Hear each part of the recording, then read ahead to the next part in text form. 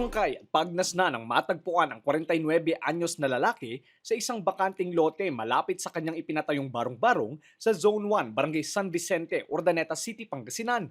Ayon sa investigasyon, huling nakitang buhay ang biktima sa kanyang tirahan sa naturang lugar noong May 8. Mula noon ay hindi na umano nila ito nakita ng kanyang mga kapitbahay at kaanak. Kahapon, natagpuan na lang itong nakahandusay sa isang bakanting lote na nasa advanced stage of decomposition na.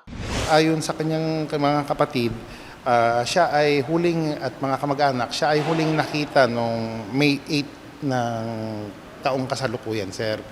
At kahapon lang siya napansin na may nangangamoy doon sa tinitirahan niyang barong-barong. Kaya nung silipin nila, sir, kanila itong natagpuan doon sa loob ng barong-barong, sir.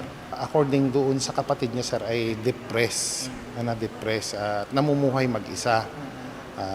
Pagkatapos, sir, palagi daw siyang nakainom. Kumbaga, alcoholic na po siya, sir. At parang may iniinda na rin na sakit, medyo namamagana yung kanyang mga paa.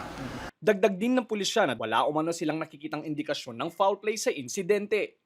Tumanggi na rin umano ang pamilya ng biktima na isailalim sa autopsy ang bangkay dahil naniniwala umano sila na natural death ang sanhi ng kanyang pagkamatay. Kumbinsido naman po ang kanyang mga pamilya na wala naman po siyang kaalitan dahil kakilala naman po siya doon sa lugar, hindi naman po siya magulong tao.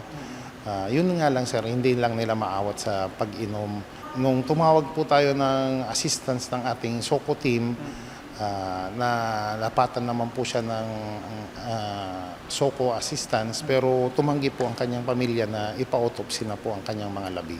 Samantala, sinisikap ng news team na makuhanan ng pahayag ang kaanak ng biktima. Lester Narag, Balitang, Solid North.